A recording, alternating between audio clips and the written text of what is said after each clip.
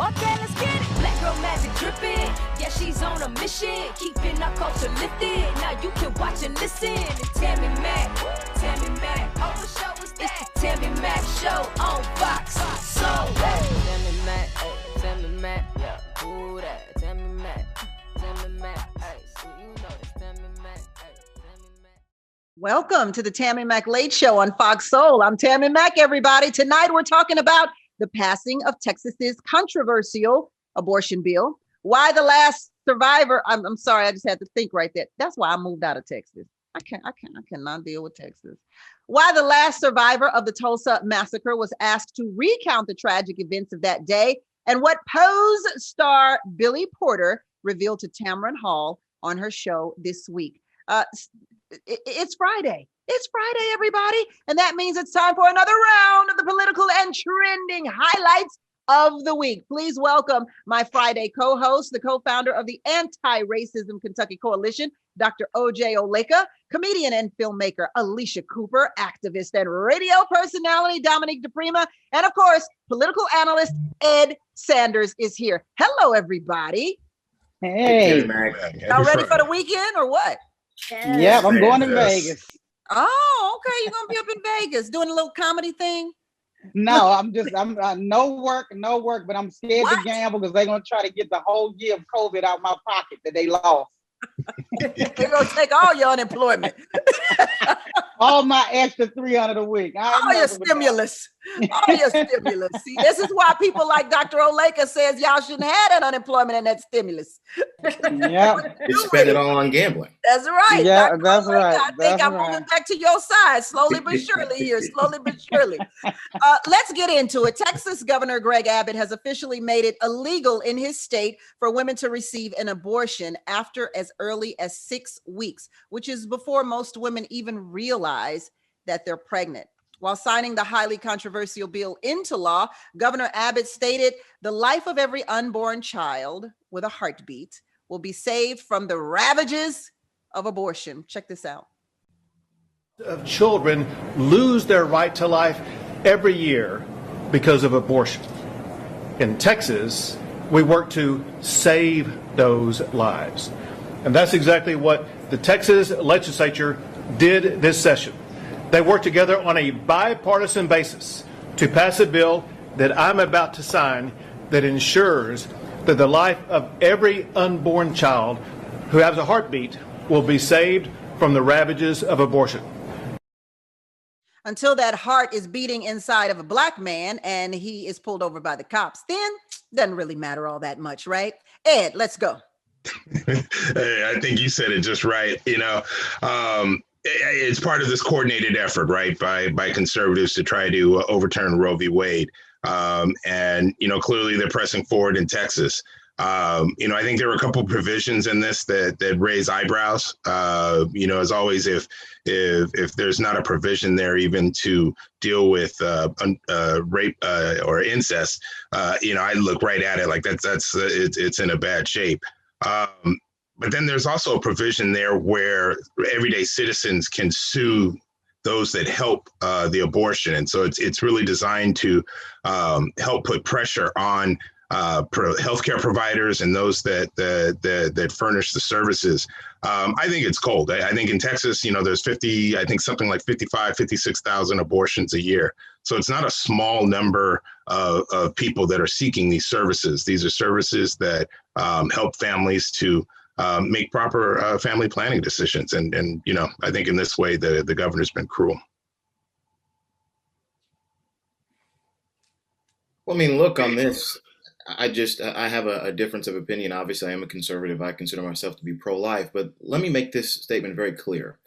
I think you can be pro-life without being mean about it, without being angry about it. I think some of the things that I might have done differently in this bill, I think rape and incest, I think changing the provisions, at least making that very explicit and very clear what those things are, I think is important.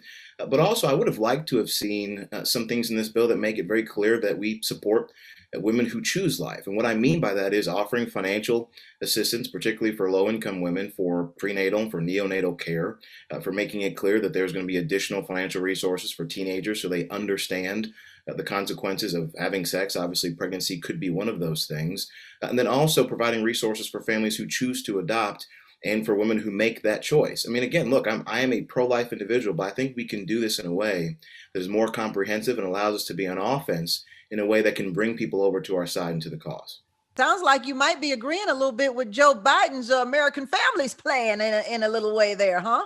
Well, I don't think that the federal government should be spending as much money as possible, but I do think that states have an opportunity to step in here and really play a leading role. I mean, Ed's right. I mean, this is definitely an opportunity for conservatives with regard to Roe v. Wade. But I think if that's what happens, and there's no guarantee that it will, but if it does, we've got to do a better job of making sure that we have the resources for women who choose life and making it more of an option for people who currently don't think that it should be. Alicia.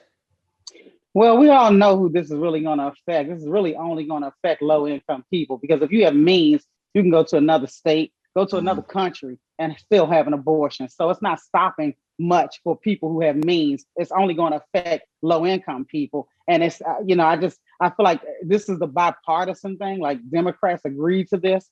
Okay, well, at the end of the day, it's still not going to have that much of an impact. Ed said 55,000 abortions. I want to see what the numbers are after this passes, because I don't think it's going to be that much of a drop. And like you said, Tammy, 6 weeks, some people still think it's indigestion. So this state who executed a man on the same day they passed this bill, this isn't about pro-life. This is just all politics. Yeah, I find that rather interesting myself. Dominique? Well, to Alicia's point, the semantics are interesting. You know, conservatives say they're pro-life. I think we're all pro-life. It's just which lives are important to you. If all lives matter, then okay. But that's not how it plays out. Not just to your point, Tammy, but really to what Dr. Oleka was talking about. Conservatives oftentimes are so quick to try to limit women's choices and their power over their own body and label that as pro-life. Meanwhile, they're cutting food stamps, they're cutting aid for children that are already here walking around and need resources for education, for mental health services coming out of this pandemic, and for plain old food. I mean, so I think, to me, I agree for once with Dr. Oleka. This, conservatives need to show that they care about the kids that are already here, by providing them with the services and the resources that they need to thrive and keep their hands off women's bodies. What I can never understand for the life of me is how those that are against the government being involved in their lives, this seems to be the one time abortion seems to be the one time that the government wants to be all up in it. That confuses me to no end. Yeah, there's a few times it's abortion. They want to be able to keep you from voting when they don't want you to vote, and they want to recount your votes unless they won, and then the voting machines are okay. So the nanny state and the interfering in our lives, it's really just a matter of when it's convenient for their agenda. Well, I think we're conflating a few things here, but with regard to policy, if we're talking about pro-life, again, I think it is important to be consistent. As I laid out before, I think there are a number of ways that conservatives can lead on this. But when it comes to this particular policy, like I said, I'm pro-life. I think that what the governor said with regard to a heartbeat is true. That is accurate. But again, you don't have to be mean about it. And I think if you go about trying to provide resources, particularly financially and education, you can bring people over to this side, and you can be consistent with regard to being pro-life all across the board. So you're against the death penalty for sure. 100%. Like I said, I'm pro-life. Okay, 100%, so you're against the death penalty. Well, I will take the hypocritical oath on that because I am obviously, I'm a woman, so not that all women are okay with abortions, but I am definitely pro-life, but I am also pro-abortion if that's your decision. I am definitely pro-choice, but on the opposite realm, I don't believe people should be sent to death row. So I'll take the hypocritical oath on that, because but also, just like Dominique said, stay out of women's bodies, and it almost makes it feel like they're criminalizing women for getting pregnant and then having a choice to not keep the baby. What about the fact that it took two to tango? Why don't they put up there to put some men, and where's the reversible vasectomies? Why don't we get some of that going, and that'll help with the problem? But they always put everything on the woman, like it didn't take two to tango. That's what I was just about to say, that, Alicia. It's interesting how the onus is always put on the woman when it comes to abortions. The man very much had something to do with that. So are we gonna have him have vasectomies so he doesn't have children anymore? Are we gonna get rid of this Viagra pill that floats around? I mean, we need to look into the man's body too. Yeah, Plus, and they say Viagra it's is covered by the bipartisan, but is it insurance. by gender? I mean, usually it's a group of men making these laws, and women should have more of a voice in these kinds of decisions about us. Exactly.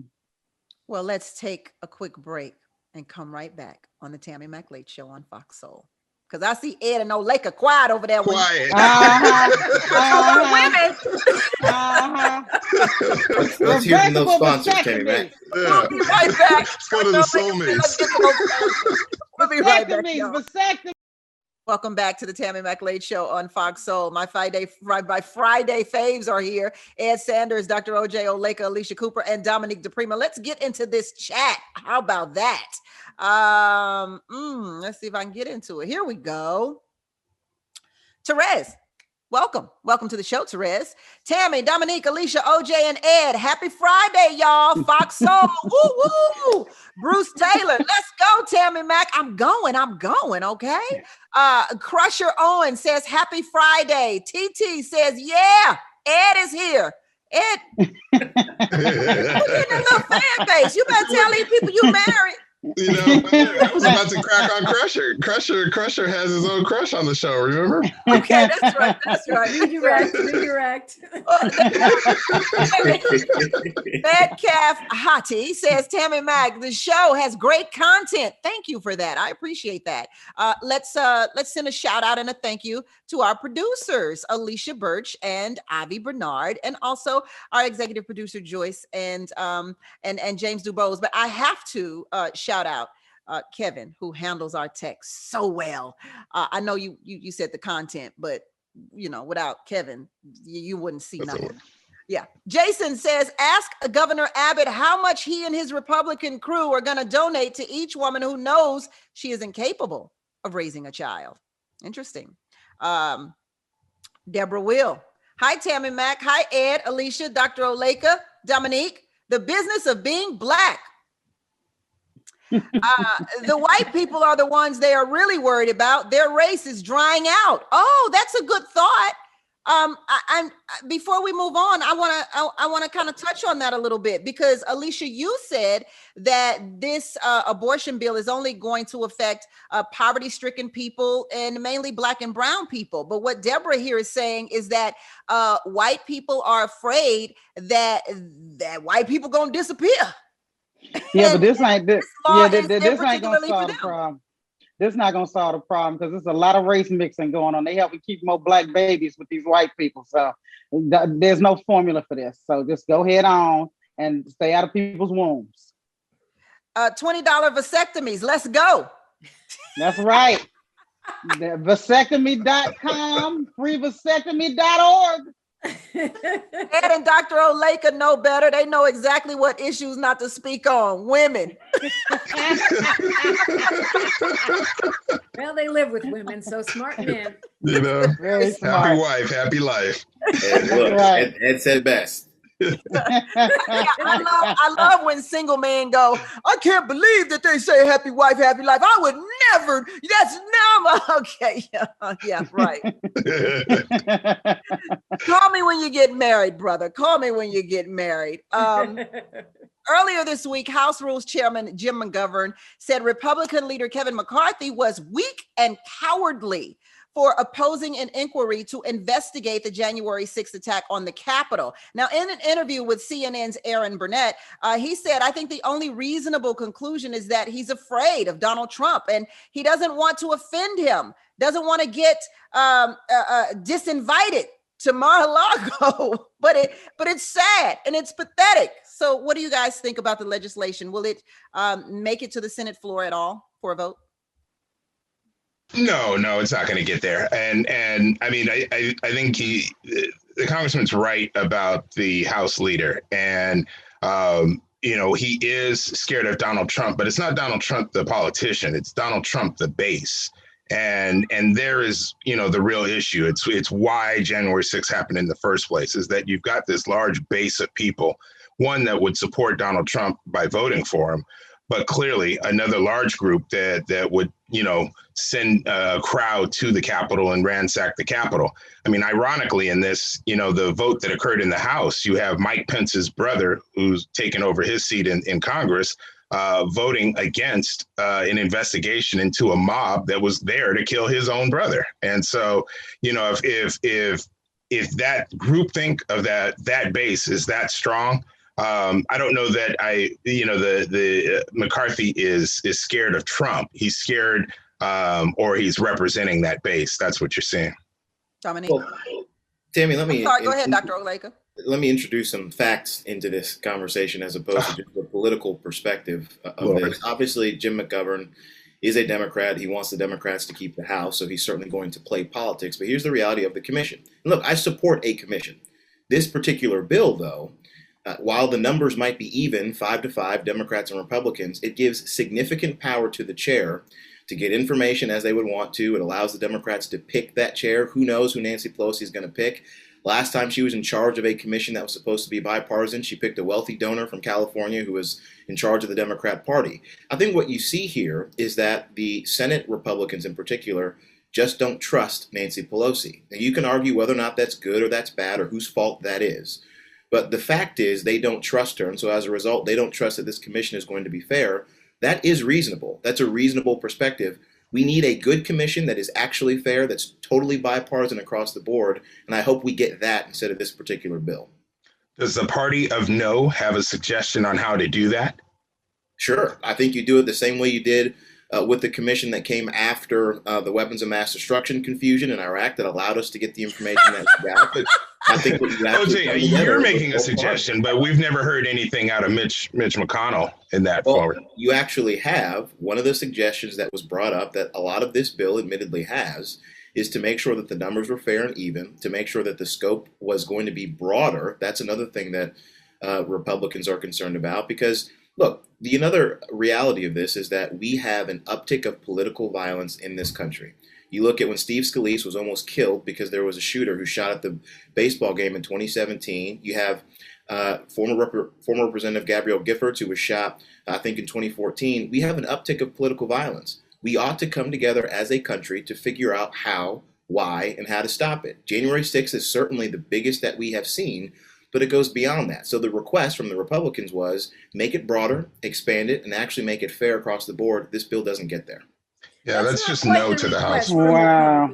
The request from Republicans was distract and try to investigate Black Lives Matter instead of owning up to a domestic terror attack. And the thing that makes this seem so disingenuous to me is the fact that the same Republicans who were cowering under their desks and who were, Mitch McConnell was saying, this is Trump's fault. Now they've changed their tune. It was only a few months ago. Now all of a sudden they're lying and saying it was just a tourist attraction day at the Capitol. We have this on tape. We have armed people storming the Capitol.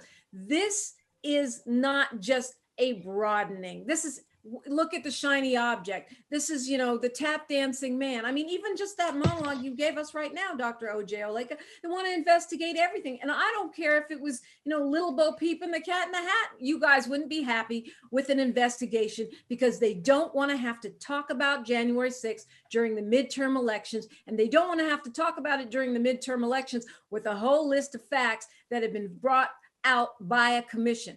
The Democrats are in charge. So guess what? They're going to be in charge of the commission. Nancy Pelosi is the speaker. Deal with it. We need a commission and we need to get to the bottom of this particular terror attack. We can look at everything else in its own separate commission. You guys don't get to throw in everything but the kitchen sink. And they don't want a commission because so many of them were complicit in the things that were going on. So they don't want to be found out as well. It's just absolutely ridiculous. These are the same people who beat Benghazi into the ground. And now all of a sudden they don't want to do anything about this. We see what it is. They were complicit and they don't want you to be able to prove it. and it's obvious. So we hear you, Dr. Oleka, but that's not, no, we know what's really going on with these people. They are a part of it. They don't want to lose power, and they're willing to do anything to hold on to it. I just think Marjorie Taylor Greene's probably going to end up being the front runner in the primary for Republican. Let someone else is. Worry now. I mean, she's picking up a lot of steam here. So you're saying she's the poster girl for the Republican Party? Is that what you're saying? I don't think it's going to like that. She's not. I mean, if she's the poster girl of the Republican Party, then Andrew Cuomo, your favorite Democrat, is the poster boy of the Democrats. I mean, there can be people who do bad things who are not representative of the party, unless you want to prop up Andrew Cuomo, who is the governor of one of the largest states, who the media propped up as the replacement for Joe Biden. He's responsible for more deaths in nursing homes. Cuomo. Now we got a report that his brother, Chris Cuomo, who's supposed to be an impartial member of the media, was advising him on how to respond to some of these things. If you want to talk about some improprieties and unethical happenings within major parties, January 6th, you can talk about Andrew Cuomo. What we're talking about. We're talking about what January we're talking 6th. about is people Cuomo who represent has the party. problems, but what we're talking about is January 6th. What does Cuomo have to do with that? You just don't want to talk about Marjorie Taylor Greene because she's indicative of the direction that the party is going.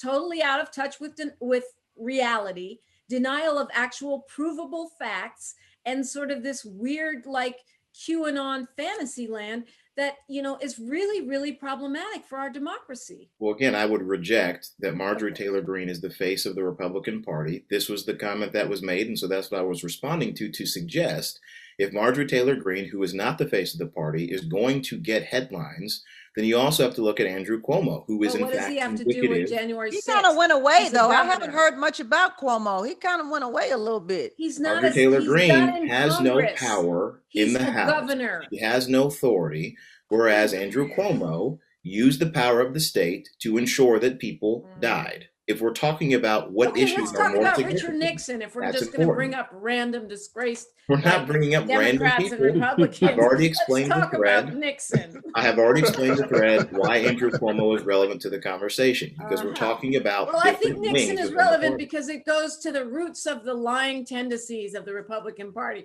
I mean, we can all stretch, Dr. Oleka, but what we're talking about is the January 6th commission to investigate a domestic terror. Well, to be fair to Dr. Oleka, I did bring up Marjorie Taylor Greene, so that was my fault. Yeah, but she was part of that insurrection. Charlotte, and she's a conspiracy theorist loon. Did you say loon? Okay. Loon. Tell us how you really feel, Alicia. Charlotte Rose Great, our soulmate, says they are putting their eggs in a basket of a soon convicted former president, and they had a chance for a commission when they were in power.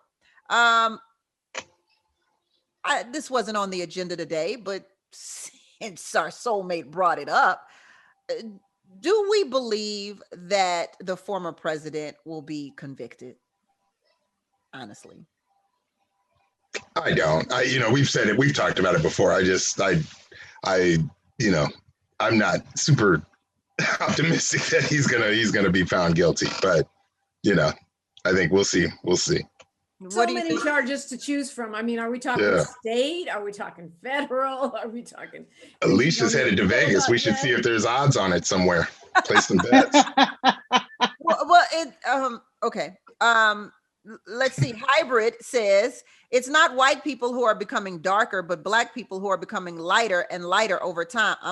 I don't even know what show you watching right now. The race mixing part back in the abortion race mixing. Oh, my bad, Hybrid. Okay. That was a hybrid conversation happening. Okay, you're getting deep on us, Hybrid. Do you like that topic? The average African American is 76% black and 20% white. They're already almost 25% not black, while most white people are like 95% white. Whoa, you're getting real deep on us there, my bro. Bruce Taylor says they don't want this commission because names will be named. And it would be a wrap for a whole host of these people. The good doctor is tap dancing on the Tammi Mack Late Show. Dr. Late, you're the only doctor on the show. Well, that's true, but none of us are tap dancing, so I don't know who he's talking about. But I will say it again. The facts of the matter are this. Republicans do not trust Nancy Pelosi. We can argue whether or not that's fair or if it's not. I mean, Dominique is correct. She is the speaker. This is how power and politics work. But it doesn't mean that they're all of a sudden going to go along with how she set up the rules within this commission. Again, I think a commission is good. I think this particular bill is flawed. And I think that is why Ed is correct, that it's not actually going to get a vote in the Senate. And if it does, it's certainly not going to pass. Well, that's why I'm sick and tired of right now. We'll be right back on the Tammi Mack Late Show on Fox Soul. Welcome back to the Tammi Mack Late Show on Fox Soul. 170-year-old Tulsa massacre survivor Viola Fletcher testified before members of Congress about the horrors of that day. We're going to take a look at that clip. Black men seen being shot, black bodies lying in the street. I still smell smoke and see fire. I still see black businesses being burned. I still hear airplanes flying overhead. I hear the screams. I have lived through the massacre every day. Our country may forget this history, but I cannot. 107 years old. She remembers it crystal clear. One of 3 survivors to testify. Let's talk about the importance of remembering what happened to the residents of Tulsa, of this Tulsa massacre. Alicia? Yeah, I think it's very important. And I'm glad that there are 3 survivors, because you have people try to downplay it or say it didn't happen or it didn't happen the way it's written down in history. And to have these 3 people, and this lady in particular, that is Black grown woman magic, that she's 107 years old. She's still reading. She's still seeing. She still has her wits about her. And that's nothing but God. And I'm just so glad that we were able to hear it firsthand from her. But I'm sorry that she had to experience that and even go through that. But the country owes the families and those 3 survivors reparations, because that was just completely inhumane. And they would give it to anybody else because they deserve it. Dr. Oleka. One of the things that she said, I think we need to key in on because it's incredibly important. She said, I can still hear the planes overhead. This was the only time in American history where you had a domestic terror attack that used planes. I mean, this was war. This Black community in Tulsa, Oklahoma was destroyed purely because of racism, purely. And they used every weapon they had at their disposal, including the weapons that you would use in an all-out war and assault. It is one of the most important events in American history. It's one of the saddest individual occurrences in our history. And I'm also very thankful that she was able to tell this story, but this is something that kids need to learn in schools. I didn't learn this until I was out of college. So you can imagine how many people wouldn't have the interest or would have no understanding of this. This needs to be taught in schools, in U.S. history. Every kid needs to know it. I'm sure that's laughable to the state of Texas. Dominique? Yeah, so much to unpack here. I mean, the fact that she was 7 years old and she literally had to wait 100 years to tell her story. 100 years. Imagine waiting 100 years for anything.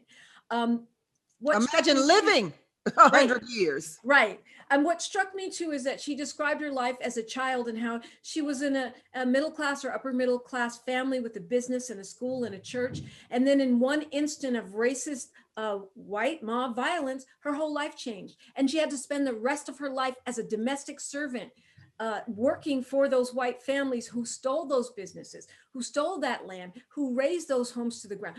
1,200 businesses and churches and homes. So think about the generational wealth in this country when we as Black people are constantly blamed for not being business savvy or being lazy or all the reasons that they give why we don't have generational wealth. And imagine the impact of 100 years of 1,200 businesses and all of those families with their children being educated and having the wealth and the resources that they would have had. What a difference that would make for Black America. Just that one incident. And believe me, there are others like it.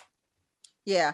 Dr. Oleka, I want to make myself clear here because I wasn't digging at you. When you said we should be learning about it in school, I was kind of digging at Texas and a couple of other states who are considering not even talking about racism in schools. So that's why I said that, because I mean, really, other than Martin Luther King and Rosa Parks, I don't think there are many curriculums that include things of this nature in our school systems in anywhere in America, including colleges and universities.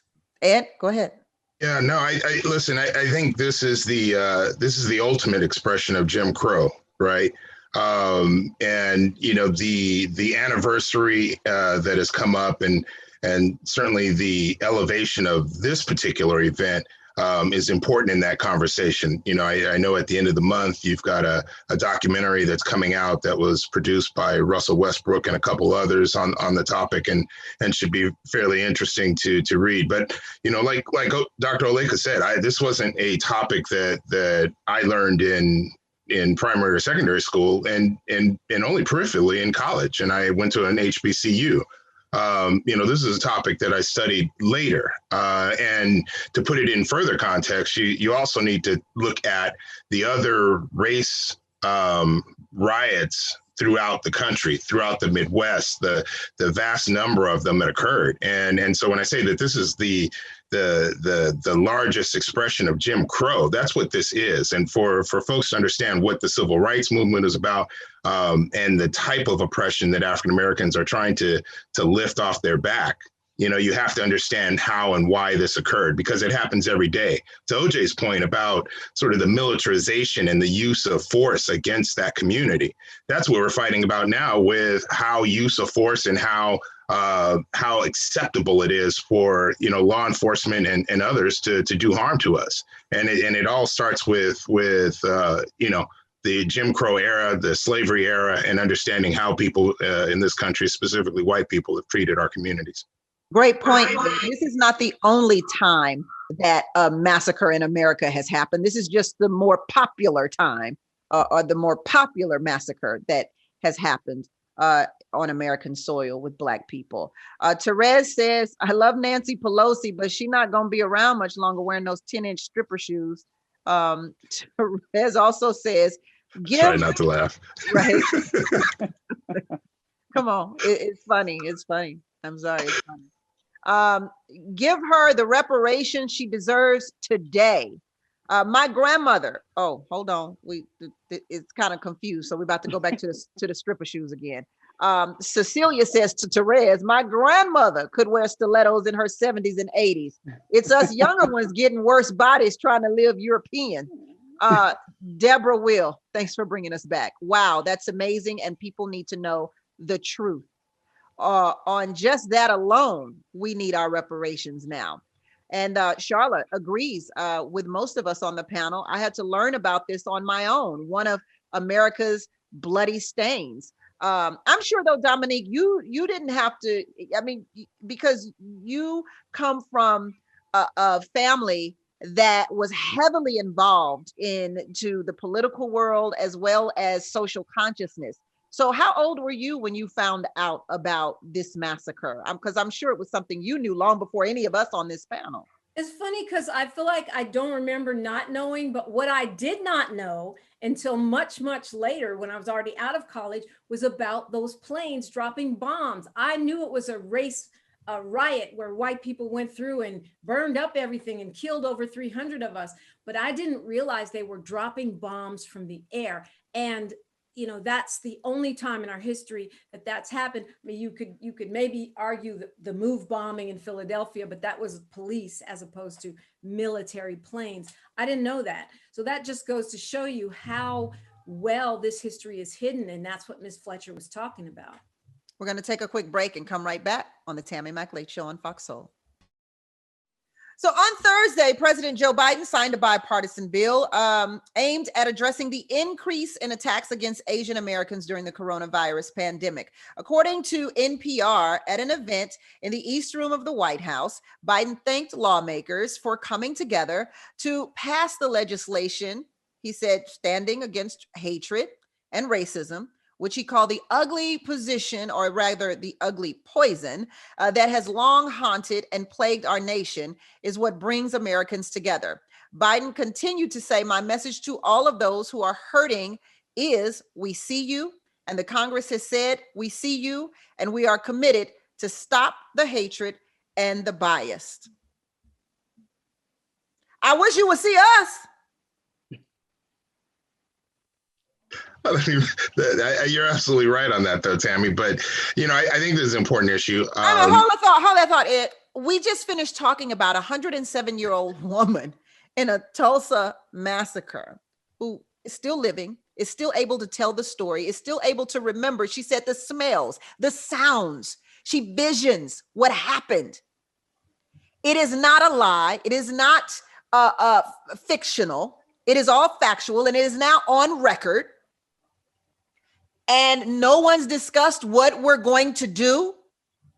No one in Congress has said, you know what? We need to rectify this. That's what "we see you" means. We see you doesn't mean I see you. Look at you. Looking good. That is not what "we see you" means. "We see you" means we see you and we're going to rectify the problem. And that's what I tell managers when I go into a store and something wrong, and then there's something wrong. I'm like, I know you hear me, but will you rectify what this problem is I have? And this is exactly Joe Biden credit. You get mad credit for rectifying the problem, or, putting the problem in rectification, if that's a word. I created it, for Asian Americans. But I'm going back to Tulsa here. Are we going to rectify that? Can we get an anti-lynching bill? Tulsa. I can go back further than Tulsa. I can come closer than Tulsa. Like, a lot of rectifying has to happen here. When you see us, you need to do something about it. And that's really what "we see you" means. And I'm a little pissed off right now because Black folk we've been dancing and shouting and raising our hands and wearing Black Lives Matter t-shirts and putting black boxes in the Instagram. And we've been doing all kind of stuff to be seen. But no one has put into place not one bill. No one has enacted one solution for our problems. Even the bills that have been passed traditionally with the Voting Rights Act has not been passed. Come on, y'all. Really? This is who y'all voted in. This is who y'all voted in. So go ahead, Ed. I'm sorry. I'm sorry. I meant to cut you off there. Go ahead. No. You did, and you and I are in thinking the same thing. I chuckled as I started, but it was out of exasperation thinking about it. When I think about the Tulsa massacre, when I think about all of the race riots, and now in the last 3 years, we've been talking about this issue of police violence against our community for decades, but the heightened conversation around it over 3 years now, and you look at how you rectify that. There's a bill, there's a proposal, the George Floyd and Policing Act, and it struggles to move forward. And I don't want to put it in such a way that as if what the president did with the anti-hate bill for Asians wasn't the right thing to do. It was very necessary. And I don't want to seem like it was like I'm upset that bill passed. But to your point, there's a lot of things that need to occur to do right by us, and they're not moving, and we have a right to be upset about that. Joe Biden is in office because Black people put him there. The Asian bill was very necessary. It needs to happen, but so do other bills. Go ahead, Dominique. Well, okay, so I agree with you guys that more needs to be done. We do need to pass the George Floyd Justice and Policing Act. We need reparations. There's a long list. But I don't think it's fair to say that the Biden administration hasn't done anything for Black people. We just had this conversation on my radio show today. And let's be clear, the hate crimes bill, we're calling it an Asian American hate crimes bill, and good, that does need to happen. But that applies to anyone who's been the victim of a hate crime, which of course, African Americans are still the number one group of people being attacked with hate crimes. So if you look at the bill, it doesn't just say this only helps Asians. It provides resources for states to deal with hate crimes, no matter who's the victim. That's number one. Number two, can we talk about the $9 billion that was set aside in the, in the last bill for farmers? for black farmers specifically. Okay, $9 billion. That's a game changer. Can we talk about having a president who picked a black woman as a vice president? Hello. Can we talk about a president who has signed off on supporting HR 40 or whatever it's called, the most recent reparations study bill? That's never happened before. A US president supporting a study of reparations for black people. I mean, yes, he's got a lot more to do, but let's not sit here and act like President Joe Biden and Vice President Kamala Harris are not aware that they have to do things for black people. I mean, what is Susan Rice's job? She's got to go and put every single program in the whole federal program in the whole country through a lens of equity, diversity, and inclusion. That's her job. So let's not act like they're not doing anything.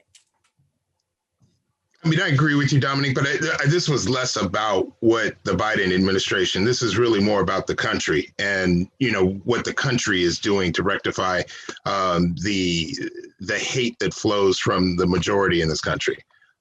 We saw this after 9/11 when hate sprung up against those from the Middle East. We've seen it crop up now again after COVID in response to Asians. And then it just, there is this violent reaction really from those that the party on the right that, you know, I think you can put you can identify a party where their political power rests.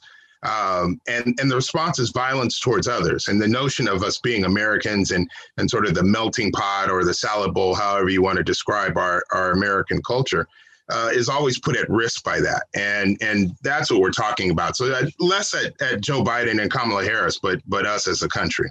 Well, I think that's not only that, I also believe that, you know, I believe that it was bipartisan because it had nothing to do with black people on the front page. You know, when you say George Floyd, the George Floyd Act, or when you say the John Lewis bill, it immediately dictates, oh, this is for black people. This is something for black people.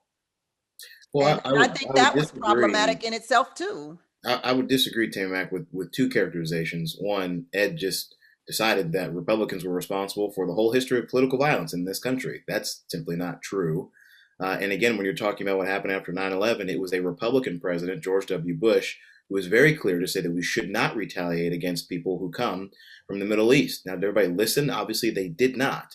But to suggest that Republicans are comfortable and supportive of violence against brown people of any kind is also wrong. Also, we elected women who are Asian American and come from Asian descent in this country who were Republicans this past cycle, another demonstration of how our party is not what it purports to be. Now, to the point that you're making before, again, I think it's important that when we look at this particular bill, it was a bipartisan bill, which means that there were issues in it that Republicans could support. The other two bills that you mentioned are large federal takeovers, particularly in the John Lewis bill with regard to voting. In the George Floyd Act, that bill doesn't have support with Republicans because of how it deals with qualified immunity. Again, you can talk about the policy issues, but I think what we can do is look at the fact that this bill is bipartisan. Then we can ask Senator Tim Scott, Representative Val Demings to do the same thing with policing so that we can get good bipartisan pieces of legislation as it relates to our community. We can walk and chew gum at the same time. At least I hope the federal government can, so they can do both. I think this is a step that shows that they can if they really work towards it. But that bill is it doesn't have a lot of teeth, Dr. Oleka. I mean, so that's what you're saying. We need a toothless policing bill and a toothless voting rights bill so that Republicans can agree to it? Well, one, again, and you and I have this disagreement. I think it's just a philosophical one in terms of how deeply the federal government should play with regard to state elections. But I think with regard to policing, no, I don't think it needs to be toothless. But what I do think is that if you can start in a bipartisan fashion, then you can go from there. It's not perfect. It's not immediate. But it does work, and it demonstrates that if you actually are serious about the issue, which I think we both agree that Senator Scott and Representative Demings are, then that's a place to start, and that can be a way to move the country forward. I'm not clear that Senator Scott is. Yeah. He won't even deal with the fact that we have racism in our country. And to me, passing a bill just to say you passed a bill that really doesn't do anything is not success. Well, we disagree about Senator Scott and how he feels about this issue. I think he's spoken about it pretty plainly. But again, I think bipartisan is where you start and you get the best that you can, and then you keep going from there. We're going to